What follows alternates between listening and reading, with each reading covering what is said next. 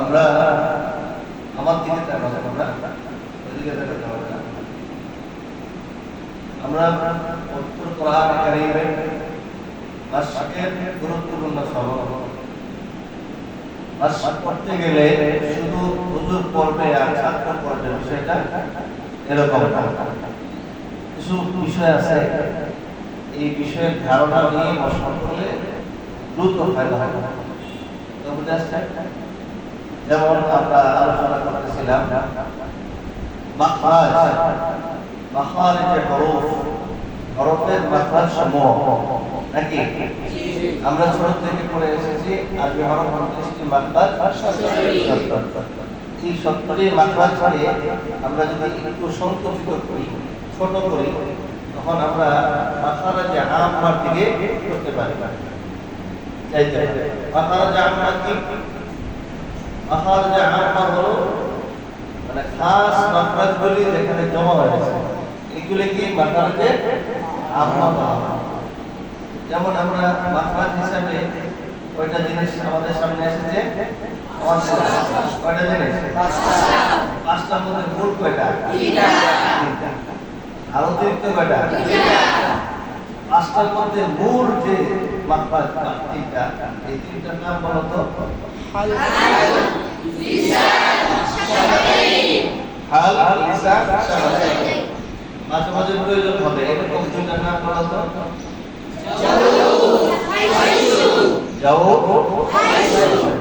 তাহলে আমরা মাখরাজ হিসাবে মূল কয়টা জায়গা পেলাম? এক নম্বর জায়গার নাম, দুই নম্বর জায়গার নাম, তিন নম্বর জায়গার নাম, চার নম্বর জায়গার নাম, পাঁচ নম্বর জায়গার নাম। মাখরাজ হিসেবে আমরা পাঁচটা জায়গা পেলাম। এখন এই মাখরাজ থেকে হরফগুলিকে উচ্চারণ করার জন্য আমাকে মাধ্যম ব্যবহার করতে হবে। সেই মাধ্যম কি? হারাকাত। মাধ্যম কি? হারাকাত। এই হারাকাত কয়টা? হারাকাত পাঁচটা, হারাকাত তিনটা, সাকারাত দুইটা। ঠিক আছে? হারাকাত কয়টা? তিনটে। মাধ্যম তিনটা হলো মূল মাধ্যম। হারাকাত কাকে বলে বলো তো? কথা বলে না, টাকা এরকম বলে। হারাকাত কাকে বলে? এই যত দেই নাই। হারাকাত এক জবর, এক জের, এক পেশ বলে। আর সাকিন কয় প্রকার? যজম সাকিন, তাহলে মাধ্যম পেলাম কয়টা? মাধ্যমের মূল কয়টা? তিনটা। কি কি? আর অতিরিক্ত কয়টা? মাঝে মাঝে ব্যবহার হয়। নাম কি? যজম সাকিন, তাহলে ওইদিকে মাখরাজ হিসেবে পাইলাম পাঁচটা জায়গা, আর এদিকে মাধ্যম হিসেবে পাইলাম কয়টা? পাঁচটা। ওইখানে পাঁচটার মধ্যে মূল হলো তিনটা, অতিরিক্ত দুইটা। এদিকে মাধ্যমের মধ্যেও মূল পাঁচটা, মূল হলো তিনটা, আর অতিরিক্ত কয়টা? এবার আসো, যেহেতু হারকাত ছাড়া হরফকে উচ্চারণ করা যাবে না, হারকাতের ব্যাপারে আমাদের একটা স্বচ্ছ ধারণা থাকা দরকার সবার। প্রথমে আমরা বলবো যে জবর, জের, পেশ, এই শব্দগুলি আরবি ভাষার নয়। এই শব্দগুলি কোন ভাষা? ফার্সি ভাষা। যেহেতু ফার্সি ভাষার শব্দ, ফার্সি ভাষার শব্দের একটা অর্থ থাকে, বাংলা অর্থ থাকে। ঠিক আছে? এই ফার্সি ভাষাগুলোকে যখন আমরা আরবি ভাষায় রূপান্তর করব, তখন দেখা যাবে জবরের একটা সুন্দর আরবি নাম আছে, জেরের একটা সুন্দর আরবি নাম আছে, পেশের একটা চমৎকার আরবি নাম আছে। তাহলে তোমাদেরকে জিজ্ঞেস করি, জবরের আরবি নামটা কি? ফাতহা। জবরের আরবি নাম কি? ফাতহা। জেরের আরবি নামটা কি? কাসরা। কাসরা। কি? কাসরা। পেশের আরবি নাম কি? দাম্মা। দাম্মা।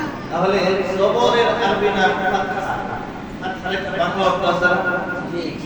আমরা যখন মসজিদে প্রবেশ করি তখন কি দোয়া করি? আল্লাহুম্মা মাফতাহ লি। ওইখানে দেখো ফা তা হা আছে।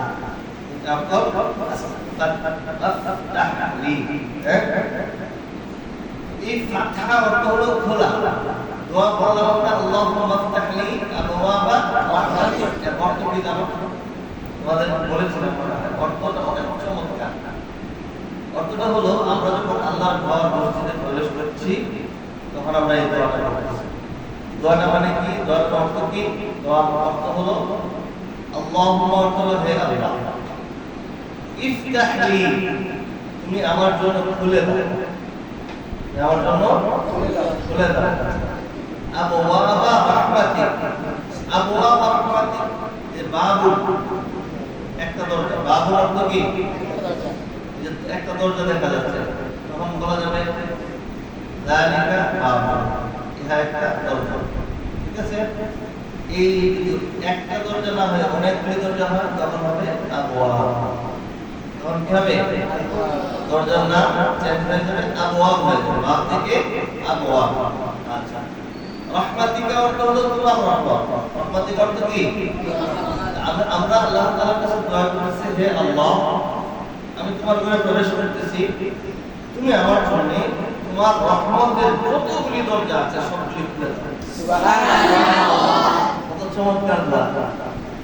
তোমরা জানো, শিখছো, শেখার পরেও মসজিদে ঢোকার সময় দোয়া অনেকেই পড়া হয়, অনেকেই পড়া লাগে। এই যে নজরুলে আসমাউল হোসনা শিখছে, আজকে কিন্তু সেই ক্লাসের মধ্যে আসমাউল হোসনা শোনাইছে, আমার মনে আছে 2 বছর আগে। এখন সে আসমাউল হোসনা পারে এর মানে আসমাউল হোসনা আমল নেই, সকাল বিকেল এটা পড়তে হয়, পড়লে কি হয়? মান আহসাহা দাখালা জান্নাহ, যে এই নামগুলি মুখস্থ করবে সে জান্নাতে প্রবেশ করবে। সুবহানাল্লাহ। তাহলে নসরুল কি জান্নাতে যেতে চায় না? যদি জান্নাতে যেতে চাই তাহলে তো পড়তে ভুলে যেতে না।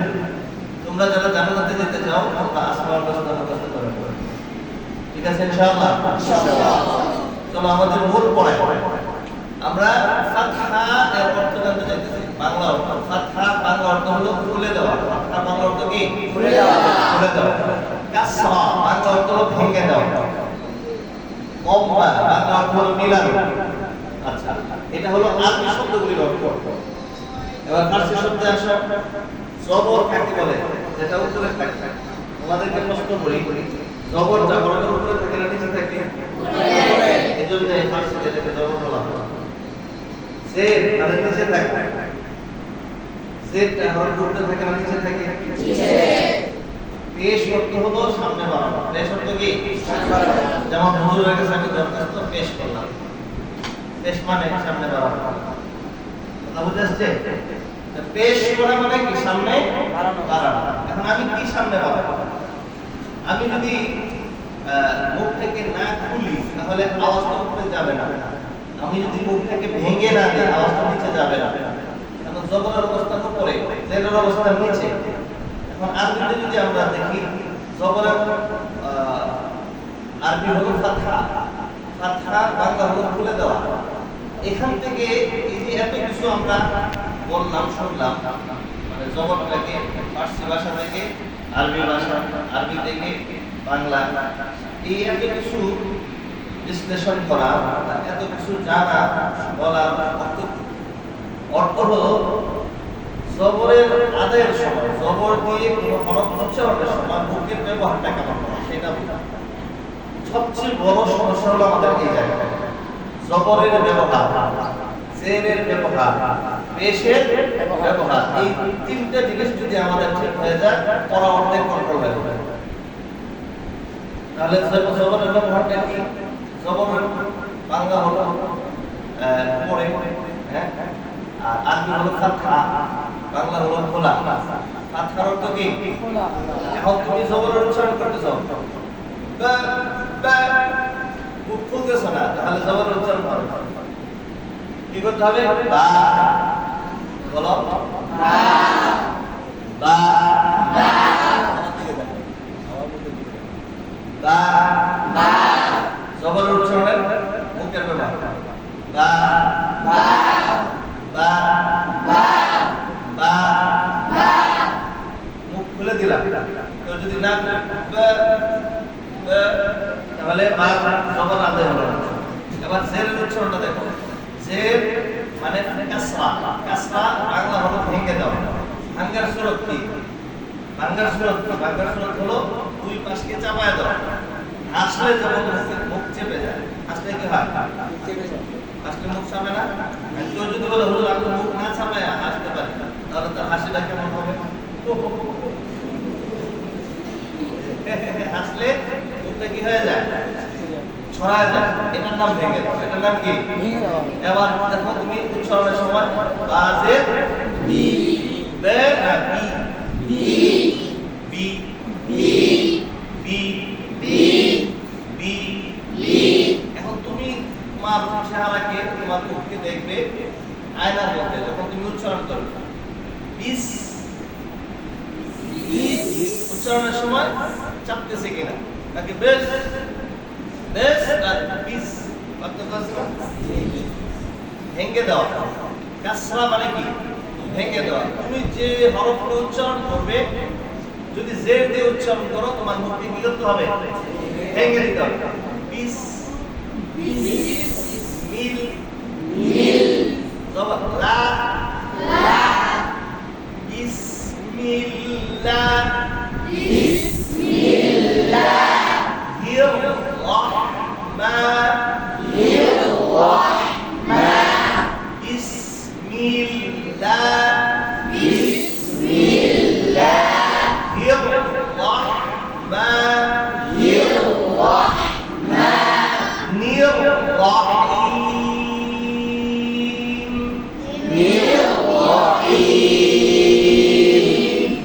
তাহলে বাদ আছে জের যে উচ্চারণের কাইফিয়ত সেটা বুঝে আসছে। মুখের ব্যবহার পেশ মানে সামনে বাড়ানো, ফার্সি শব্দ সামনে বাড়ানো।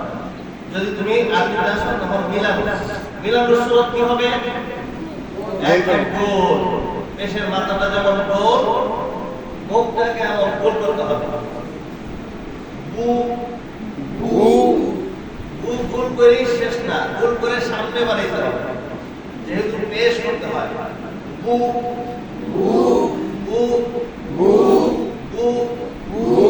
এবার তিনটা উচ্চারণ একসাথে দেখো, বা বা বি বি বু বু বা বা বি বি বু বু বা বা।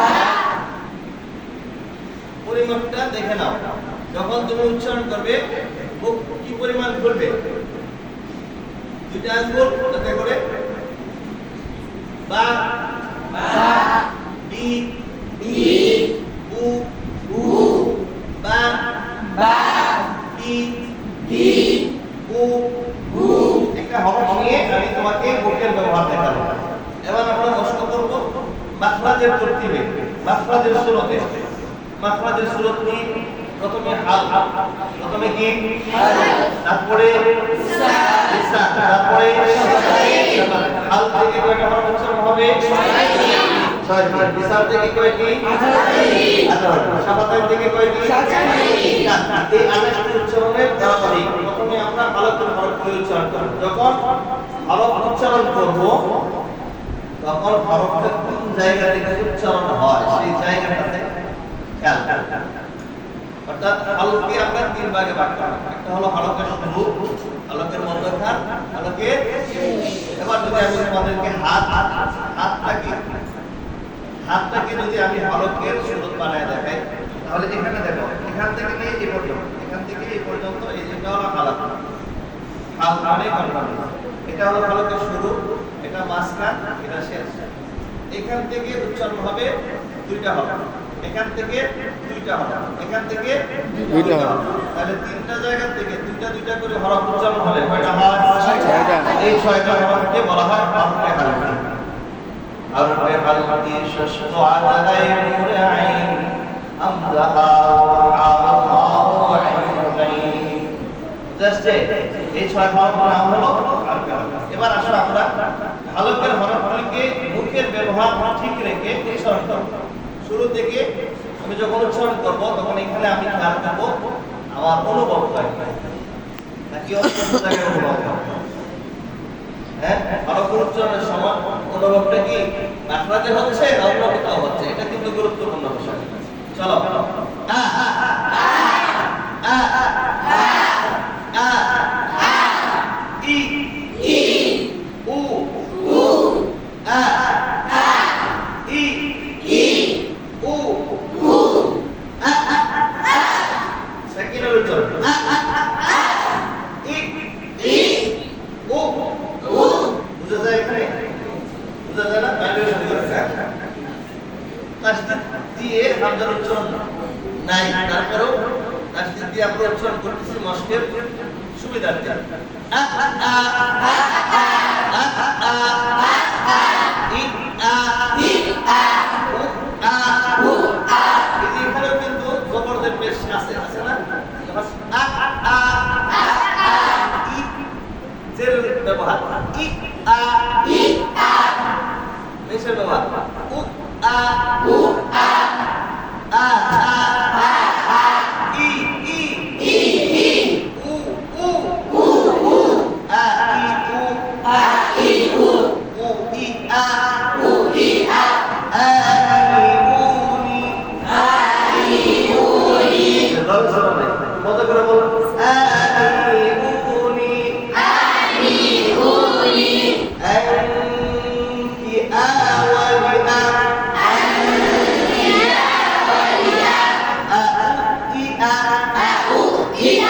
من المؤدئة من المؤدئة ولئا ولئا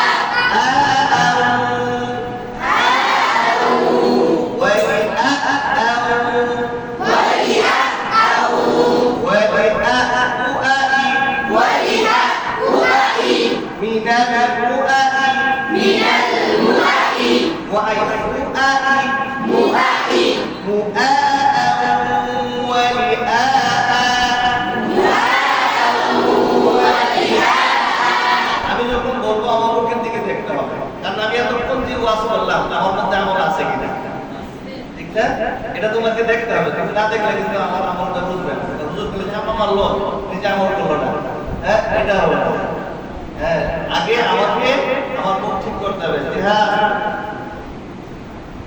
এরপরে আসো একই জায়গা থেকে উচ্চারণ হয় হা হা হা হা খুলে হা হা হা হা হি হি ভেঙে হি হি হু হু হু হু আহ আহ ই ই উ উ আহ হা আহ হা ইহ হা ইহ হা উ হা উ হা হা হা হা হা হি হি হি হি হু হু হু হু হা হি হু হা হি হু হু হি হা হু হি হা হা হি হুনি হা হি হুনি হানকি হা ওয়ালি হা হানকি হা ওয়ালি হা হু হি হা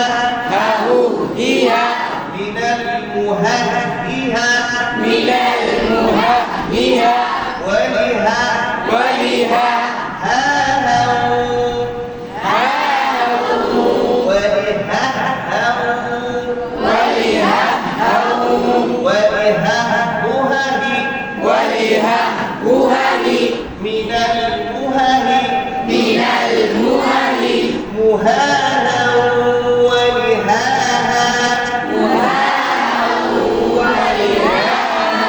দেখো হা এবং হামজা এই দুইটা হরফের মধ্যে পার্থক্য হলো সিফাতের পার্থক্য, মাখরাজের কোনো পার্থক্য নাই, একই জায়গা থেকে দুইটা হরফ উচ্চারণ হয়। তাহলে পার্থক্য কিসের?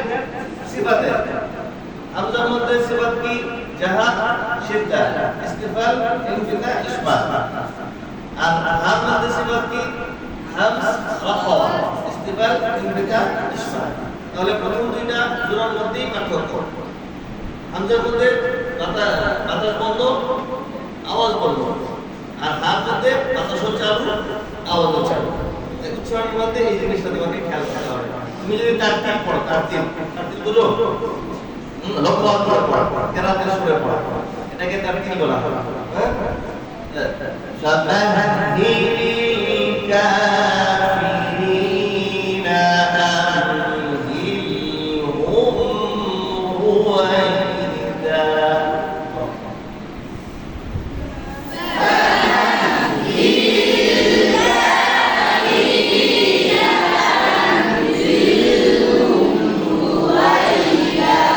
এখানে অনেকগুলি হার ব্যবহার আছে স্লো করতেছ প্রত্যেকটা উচ্চারণকে সময় দিবে ইন্নাহুম ইয়াকিদুনা কাইদান ওয়া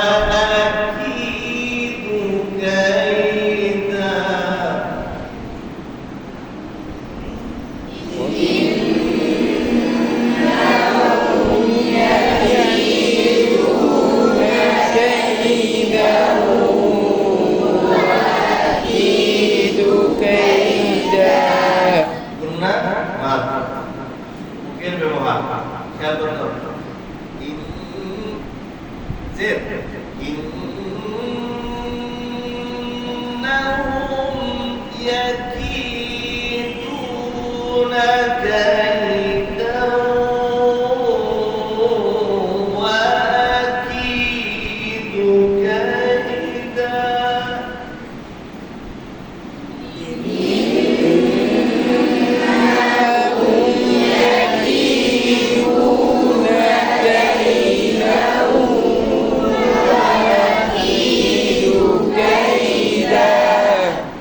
فمهل الكافرين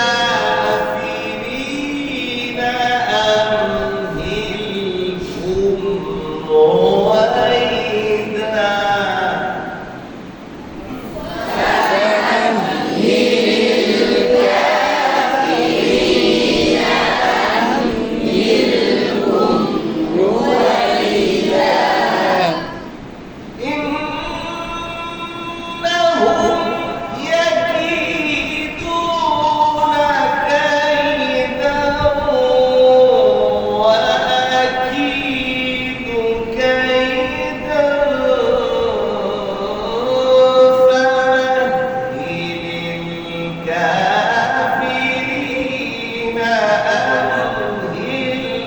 أمهلهم رويدا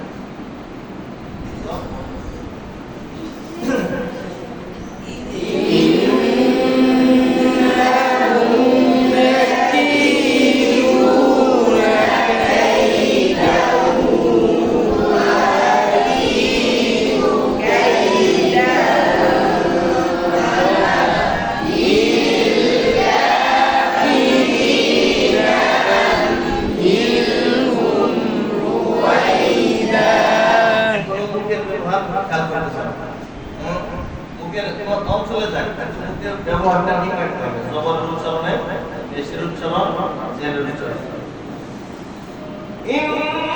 ইন্নাহুম ইয়াকিদুনা কাইদা ওয়া আকিদু কাইদা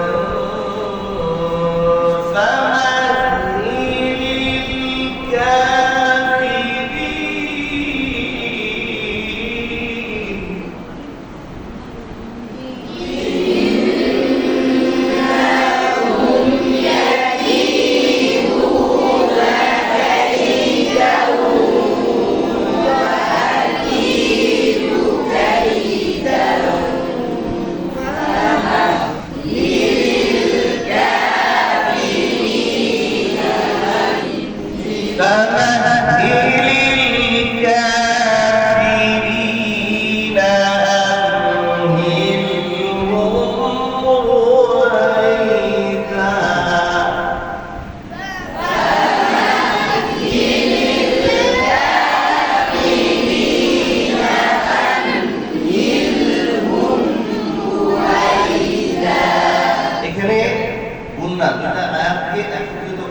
যে গুণাটা সৃষ্টি হয়েছে সেই গুণার নাম হলো ইফা হাকিকি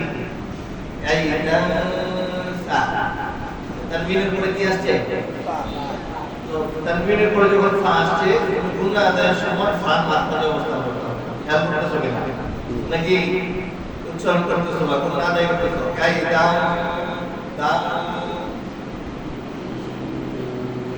আর আপনাদের সাথে তোমার সম্পর্ক নাই তাহলে তোমার গুণ আদায় হবে গুণ আদায় করতে হলে যে হরফটা আসার কারণে গুণ হচ্ছে ওই হরফের মাঝে অবস্থান করতে হবে আমার দিকে খেয়াল করুন ইন্নাহুম ইয়াকিদুনা কাইদান ওয়া আকিদু কাইদান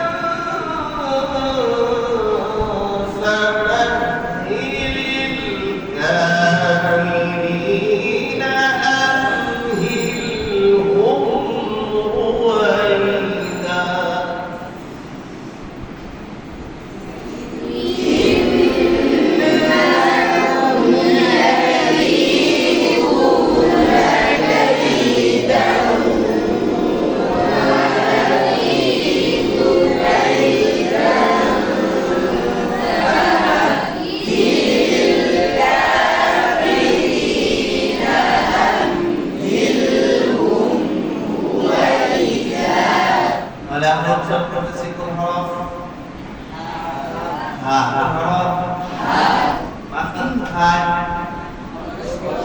হলকে শুরু হইতে এটা হলো মাখরাজ যখন আমরা সিফাত করব তখন সিফাত করব হ্যাঁ হা মধ্যে একটি করে সিফাত যারা পড়েছো বলো হাস মানে বাতাস চালো দুই নম্বর সিফাত জাহা আখাওয়া জাহা আখাওয়া হামস হলে কি জাহার হয় হামস হলে জাহার হয় জাহার হলে হাস হয় আখাওয়া দুই নম্বর সূরা থেকে সিজদাতুল বাইনাহুমা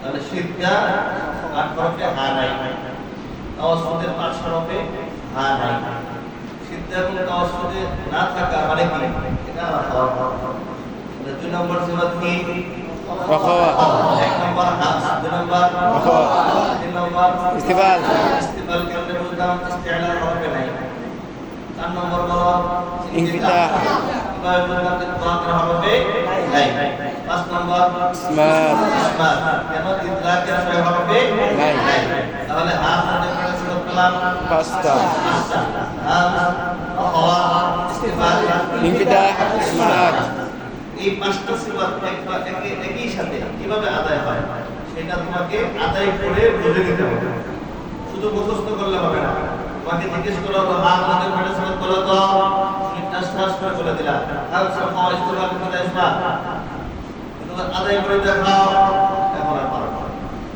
তাহলে মুখস্থ করার যে উদ্দেশ্য সেটা আছে অতএব মুখস্থ করার সাথে সাথে আমাদেরকে প্র্যাকটিক্যালি সিফাতটা কিভাবে আদায় হয় সেই আদায়টাও শিখে নিতে হবে চলো তাহলে হা উচ্চারণের মশক করো এবার আসো আমরা চলে যাব হলকের মাঝখানে কোন জায়গায় মাঝখানে হলকের মাঝখান থেকে কয়টা হরফ উচ্চারণ হবে দুইটা এক নম্বর হরফ কি আই দুই নম্বর কি হা আই উচ্চারণ করতে কি কোনি লাগে না কথা বলো কোনি লাগে দিনা dan imam nawas pada Allahu akbar alhamdulillah rabbil alamin কোন ইবলা থেকে আয়াত বাইরে মানে কি আয়াত করে থেকে উচ্চারণ না কোন ইবলা দিল কেন বুঝাবে এই হুজুরের খেয়াল নাই যে আয়াতের সাথে কোন কোনো সম্পর্ক নাই আয়াতের সাথে সম্পর্ক কার মাঝখানে ভালো কেন মাঝখানে কন্ট্রোলে মধ্যখান থেকে আইন উচ্চারণ করে আর আইন উচ্চারণ করার জন্য এটাকে চাপ দিতে হবে কোন খেলা দিতে হবে কি করতে হবে এই মাঝখান থেকে হালকা চাপ দিতে হবে জবরের উচ্চারণ করলে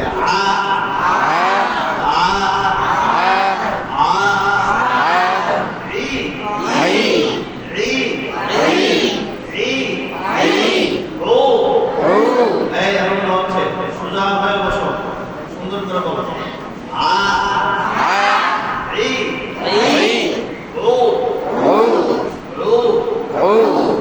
সাকিরের উচ্চারণ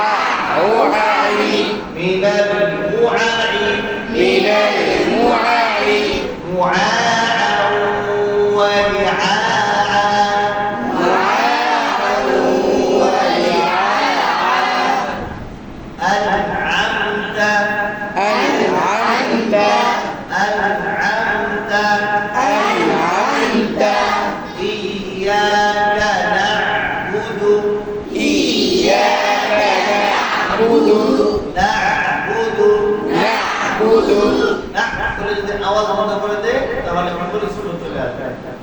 আইনের মধ্যে 2 নম্বর সিফাত হলো তাওয়াসসুল, আওয়াজটাকে অল্প চালু রাখা। এখন তুমি যদি বন্ধ করে দাও ইয়াকা না'বুদু তাহলে কি হয়ে গেল? আওয়াজ বন্ধ হয়ে গেল। আওয়াজ বন্ধ করা যাবে না, আওয়াজটা অল্প চালু রাখতে হবে। না'বুদু না'বুদু না'বুদু না'বুদু ইয়াকা না'বুদু وإياك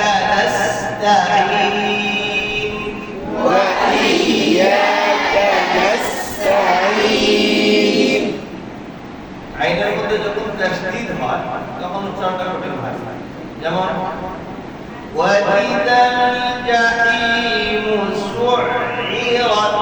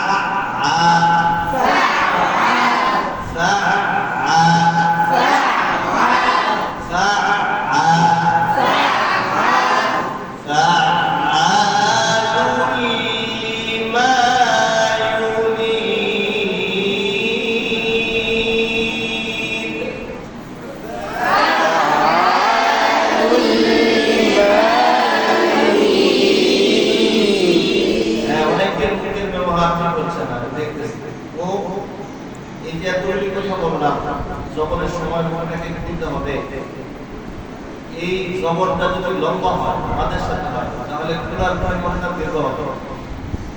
জেরের সমাপক্ষে ভাঙতে হবে, ভাঙার পরিমাণটা জের যদি লম্বা হয় তাহলে ভাঙার পরিমাণটাও দীর্ঘ হবে। পেশ দিয়ে মুখ গোল করতে হবে, এই ফুলের পরিমাণটাও দীর্ঘ হবে যদি পেশের সাথে মাছ কথাগুলো মনে থাকবে। হ্যাঁ, এখানে যেমন আইনের মধ্যে জবর আছে, তাহলে ফুলের পরিমাণ কি হবে? বেশি হবে।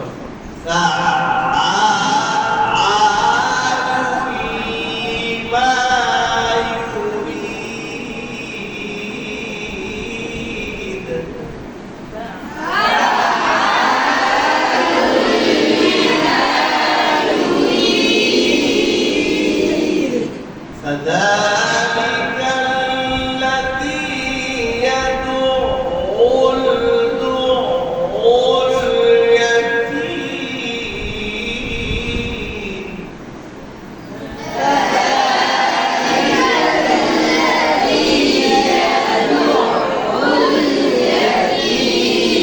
اليتيم معين এখান থেকে উচ্চারণ হয়, এখান থেকে আরেকটা উচ্চারণ হয়, সেটা কি? আইন এবং হাম মধ্যে মাখরাজের দিক থেকে কোনো পার্থক্য নাই, পার্থক্য হলো সিফাতের। আইনের মধ্যে সিফাত জাহার তাওয়াসসুত, আর হাম মধ্যে হামজা। কথা বুঝে আসছে? এই যে সিফাতের পার্থক্য হলো এই কারণে হা উচ্চারণের সময় বাতাস চালু থাকবে, আওয়াজ চালু থাকবে, আর আইন উচ্চারণের সময় বাতাস বন্ধ ছিল, আওয়াজটা অল্প চালু ছিল। চলো হা বাতাস চালু থাকবে, হা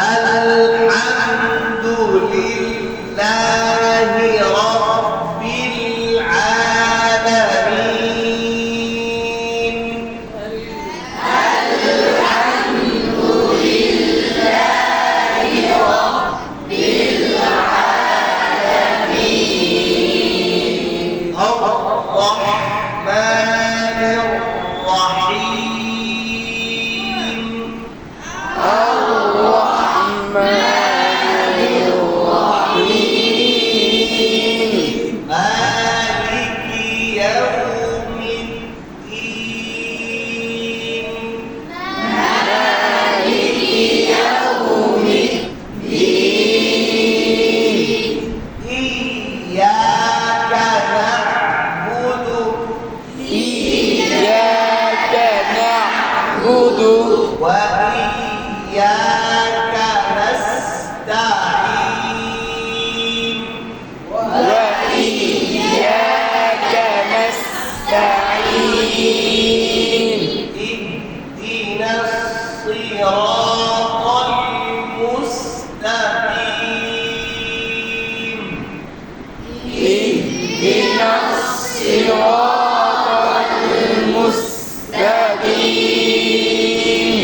صراط الذين أنعمت عليهم صراط الذين أنعمت عليهم غير المغضوب عليهم ولا